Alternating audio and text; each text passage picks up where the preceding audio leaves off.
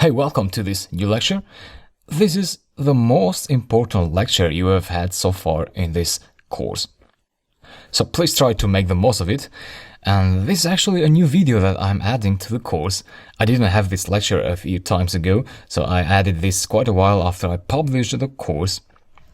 And until now, I had explained this concept, so the errors, little by little in other lectures, but I felt that was not enough. And I was seeing that students were still having difficulties in understanding and dealing with errors in Python. So I decided to make a dedicated lecture for errors in Python. So here we are.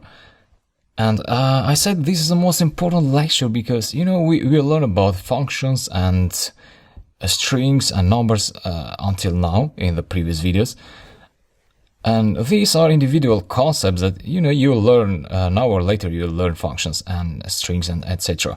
But if you don't know how to read an error, how to understand an error and deal with it, if you don't know that, you'll have troubles dealing with everything, every other object like functions and strings and numbers, etc. So understanding an error and knowing how to deal with it, how to fix it is very important.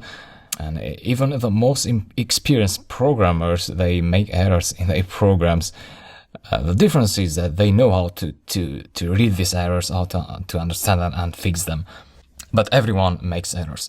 So if an error shows in your program, don't panic. Just follow the instructions that I'll give you in this video on how to fix the error.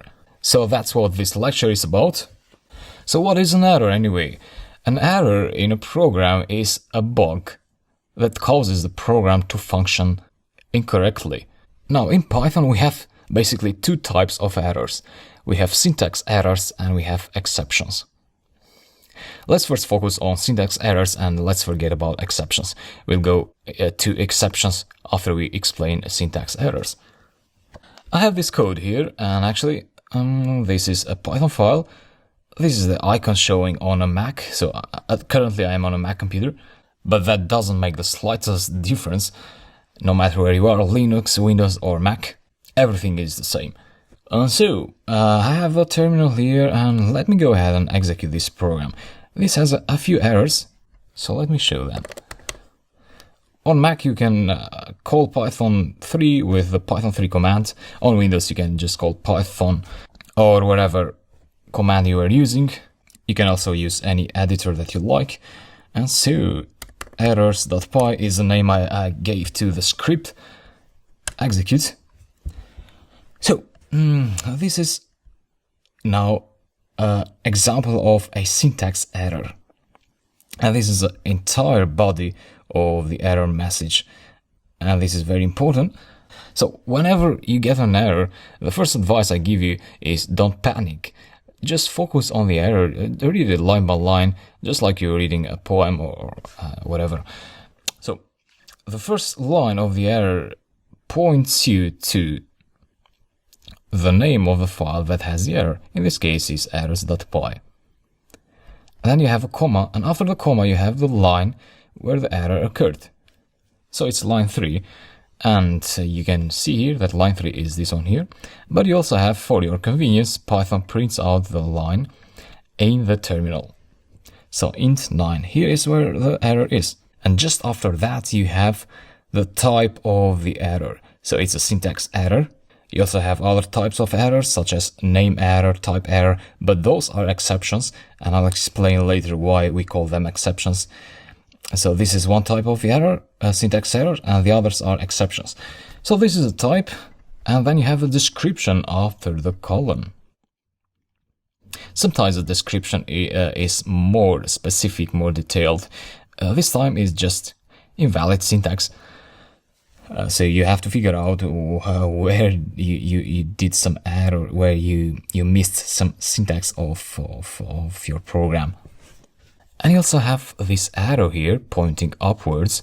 The arrow points you either at the token that the error is occurring or at the end of the token.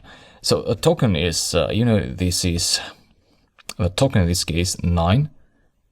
So it can be a number, it can be a string, anything. So at this point, this is pointing at the token, but it could also be like that.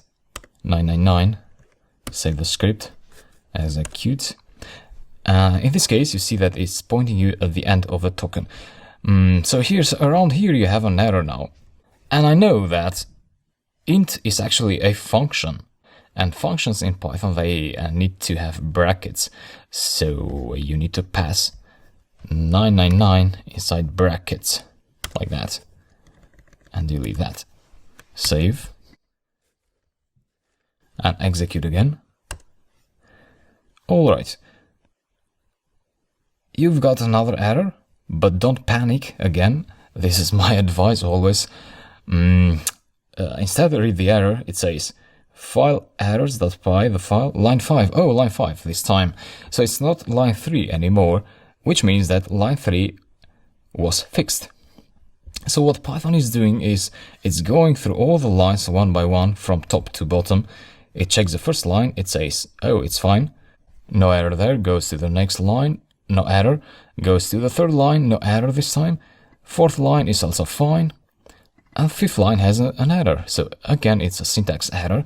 And this one is more specifically described. So missing parentheses in call to print. Note that you'll get this error only if you are on Python 3. If you are on Python 2, this won't be an error because in Python 2, print was a statement and was not a function. So with statements like return or print in Python 2, you didn't have to pass brackets. This syntax would be correct. So again, this arrow here is pointing you at the token. So we just add brackets there. Ctrl S to save the script and execute again. This time we don't get any error, so the script executed fine and printed out the output here. 1, 2, 3. So we had 3 print functions printing out output. This doesn't return any output because we're not printing anything. So this just gets the function input and produces some output, but that doesn't print anything. If you want to print it, you want to pass the print statement function there.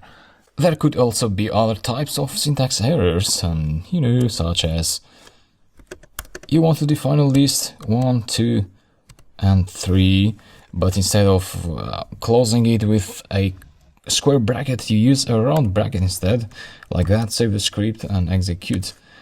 And you see that you got a syntax error, invalid syntax, at line 5, which is this one in here.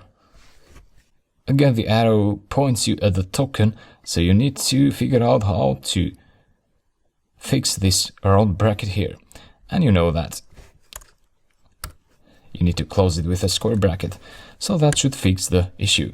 So that's about syntax errors. They are very easy to fix. In the next lecture, I'll explain exceptions. So see you there.